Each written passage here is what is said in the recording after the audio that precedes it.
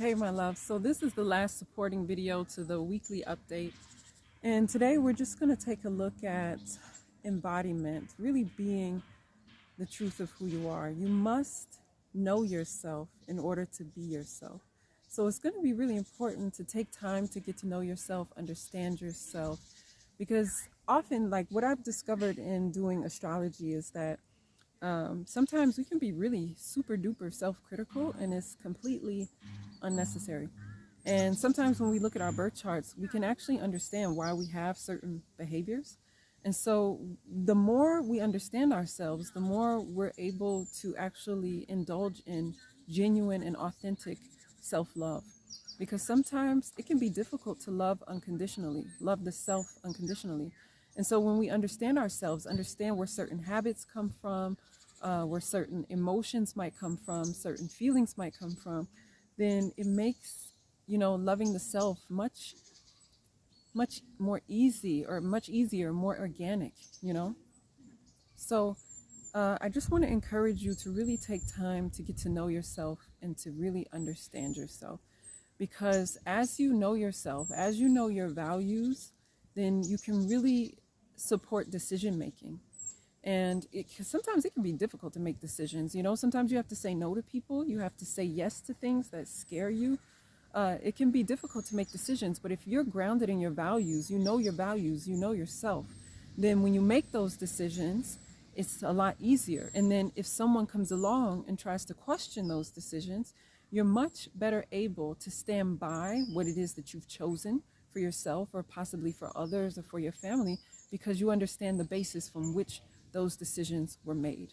And so that's an example of when you're embodying something as opposed to forcing it, because you understand the foundation, you understand yourself, you understand why you made a particular decision, you understand what values were informing that decision. And then if others come along and say, could have done it this way, or if the result is not exactly what you expected, then at least you know why you chose what it is that you chose. So self-knowledge is actually the key to ease. It's the key to lightness. It's the key to release. It's an easier life when you really know yourself, because you're going to spend the rest of your life with yourself.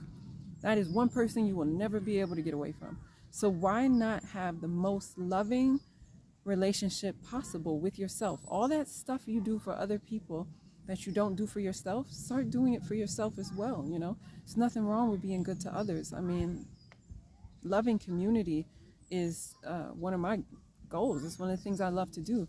But the more I love myself, the better able I am to love the community. And I can't forget, I am a part of the community. And as a part of the community, I also have the opportunity to live by example. So how I treat myself is also going to help others understand how they should and can treat themselves. So I can't tell someone else to love themselves, to be good to themselves, and then turn around and use military-like language when talking to myself, or unhealthy warrior language when speaking to myself. The other point that I want to make sure that we talk about is devotion. Devotion to yourself, devotion to what it is that you feel to be your life purpose and your soul mission. Are you really giving yourself space to cultivate that? Because sometimes we grow up and we do not feel heard. We don't necessarily feel seen. So the question is, do you feel seen? Do you feel heard? And are you giving that to yourself? Do you hear yourself? Do you feel yourself? Do you give yourself an opportunity to really hear, know, and understand what it is that's important to you right now? And as you come into this energy of embodying yourself, what I'm understanding is that it's going to be super duper important for us all to be aware of how much space we are giving ourselves to truly reflect, to really introspect, because that is the beginning of integrity, is when we give ourselves an opportunity to get quiet and to enter into an energy of contemplation. So right now, a lot of people are encouraging people to meditate, get quiet, release thinking, release your thoughts. But I was working with a shaman once, and she said it would actually be important for you to sit back and reflect. And so that's also something that I want to encourage you, is to contemplate, understand yourself. what changes are happening within you right now. So one thing I noticed recently is that I am moving into a space where it's much easier for me to say no. And it's much easier for me to communicate it in a way that is uh, easier for the other person to accept. It's not coming from a place of defense, out of fear that someone could misunderstand me, out of fear that someone might not accept my no. I'm able to communicate what it is that feels good to me, what it is that I need. I'm better able to communicate my needs um, from a basis of love as opposed to fear of not being accepted. There was a long time this fear that you know, if I say no, or if I say I can't do that, then I'm either showing weakness or fear. Especially because we grow up in a culture where we're supposed to kind of be the best and to be able to just supply and never demand, never ask for things, never need anything, but certainly be ready to supply for others. And so I feel like I've been moving into more of a balance of that. And I took a minute to just stop and just appreciate how much more love is in my life, how much more love for me, how much more love for my community, because I'm able to enjoy my community more because I don't feel threatened. I'm not afraid that I'm going to end up in a situation where I'm not able to say no or someone's not going to understand me. Instead, I'm just embodying, I'm being myself and trusting that those who are really 100% my community will understand and accept and embrace the truth of who I am, and not presenting something where I'm self-sacrificing in a very unhealthy manner that has an effect on my health, and leading to results that I actually don't want to get. So let's take a moment to stop and reflect and think about, what are we doing better now than what we did before? What have we improved along the way? Let's stop and take notice of how we've gotten stronger, of how we've gotten healthier, how we've changed our communication. It's important to stop and really recognize our strengths and recognize what it is that we've achieved, especially on this healing journey. Because I know when we get into the space of the dark night of the soul, I know there are so many people who are like, that's some ish. I just cannot, if I have to reflect any more, then I would just fucking flip out. I understand that.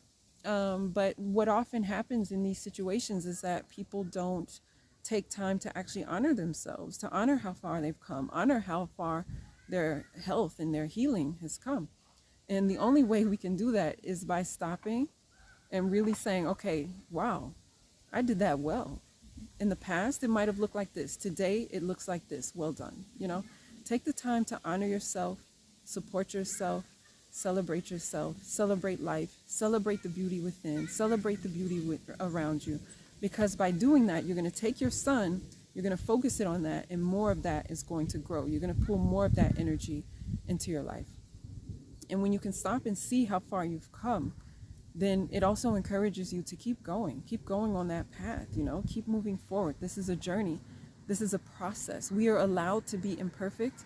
That is the point of all of this, to be imperfect and to enjoy that, to understand that your perfection has nothing to do with your actions and everything to do with the innate beauty of who you are.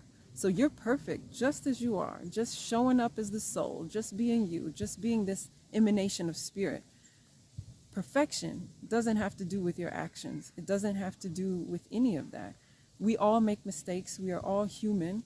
And part of making these mistakes is a part of the learning journey. So if you're not allowed to make your mistakes, if you don't give yourself permission to make mistakes, then you're also not giving yourself permission to learn. And then what's the point of Earth School if you're not learning?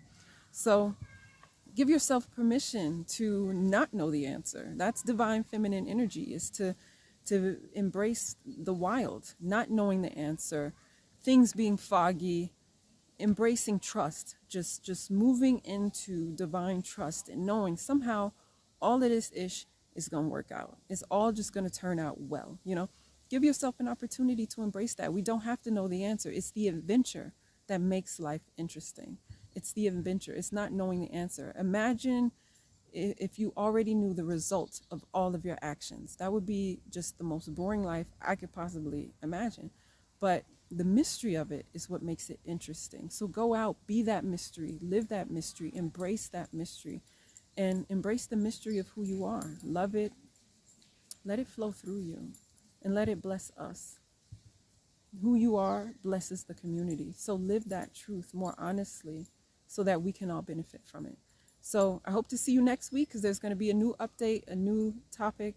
And again, give me feedback. Let me know, what are your questions? What is it you want to talk about? What's on your heart? What's on your mind? And help me to give whatever it is that I can. Help me to be of service. Lots of love.